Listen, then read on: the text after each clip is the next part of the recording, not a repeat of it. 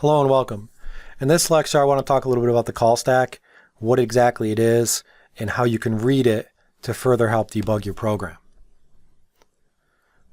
A stack trace, which is essentially what the call stack is generated whenever your app crashes because of a fatal error. The reason the term stack is used is because it's referring to a data structure that's common in programming. Stack is a data structure that's known as a LIFO, last in, first out. And that's how the data is stored. The last data element that's added is the first one that you retrieve back out. You can kind of think of it if you're eating a stack of pancakes. The first pancake is at the bottom that you add. The last pancake is at the top. When you go to eat them, you eat the last one that was added. And so a stack trace is very useful when your program crashes because it contains information that helps you debug it. So a stack trace shows a list of the function calls that lead to the error. And what will happen is in a program, when you call your main function, that's the entry point. The main function is going to call other functions. Those functions are going to call other functions. And all those functions that get implemented or get called will be put on the stack. And so what you can do is when a program crashes, the call stack will tell you that with the last function that was invoked and the specific line of code that caused the error. So the call stack contains a lot of good information. It will include the file name and the line numbers of the code that causes the exception or the fatal error to occur. The top of the stack contains the last call that caused the error, and there could be nested calls. The bottom of the stack contains the first call that started the chain of calls to call the error.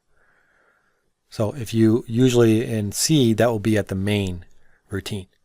You invoke the main invokes another function, which invokes another function, so forth, and then that last line is detailed.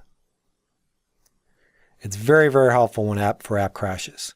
And so when a C program crashes, it may generate a segmentation fault, and that doesn't tell you a lot of information. It just means something bad happened. That will also generate a core file.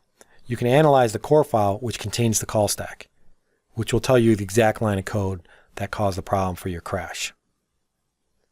So you need to find the call in your application that's causing the crash, and the call stack is probably the best way to do this. And you don't always need to look at that core file. You can also analyze the call stack using GDB with a debugger. You can see the call stack inside of code blocks. And I want to show you what this looks like. A programmer is also able to dump the stack trace at any time. So if you do catch an error or you recognize that a fatal error might happen, you can dump the call stack to see what's going on. If you don't actually know when the error is going to happen, you can still dump the call stack to see the current traces that led up to a particular call. When using GDB, and specifically code blocks, the call stack is going to look something like this. You can access the call stack via the menu when you're running the debugger in GDB. And I'm going to show you how to do this when we go through the GDB debugger and code blocks. But this is what it looks like. And what you'll see here is it has a number, an address, and then the function. This particular call stack here has a lot of different calls, so it must have been doing a lot of different nesting and a lot of different function calls.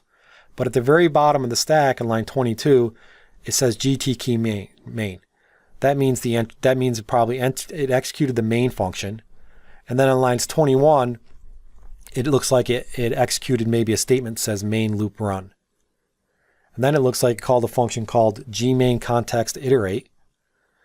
And inside that function, there was another call to a IA gmain context dispatch function. So there was an iterate function, then a dispatch function. And then the question marks on line 18 mean that there's no debugging information. It doesn't know what happened there. And that's why when you build your program, you can either build it for release or you build it with debugging information. When you build it with debugging information, it contains extra information when you compile so that when you run, you can look at call stacks. When you release it, build something for release, the executable is a lot smaller and may not contain this information. It may contain more question marks. But this will also tell you if you invoked any libraries, any additional programs, it will call those and will tell you the call stack from there. But what this is showing again is the different nested events for the call. At the very top is what's important because that will signify what caused the crash. So it looks like in this particular call stack, the iter refresh was causing a problem.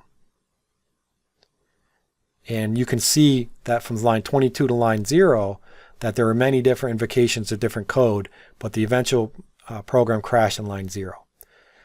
Call stacks, you can also look at call stacks while the program is running to just see information so you can trace it back. So if you put a breakpoint inside of a function, you run the debugger on that, the debugger is going to stop at that breakpoint. You can then bring up the call stack and it will tell you how you got to that line of code. This function was invoked, followed before this function. And again, it usually will start with the main function. You can also switch to different frames. If you're familiar with the stack and the concept, how it's in memory, you can look at different frames. But this is a very useful tool to find mainly crashes in C. And it's very easy to read. If you just look at the top and you don't understand a lot about the call stack, you can look at the top and say, oh, that's a source, that's a line of code that caused the crash. So I'm going to go through the debugger in GDB. I'll show you how you can bring this up. In our particular case, we don't have a program that crashes, so we're just going to look to see what information is in there. But you will want to use this tool when your program crashes. Thank you.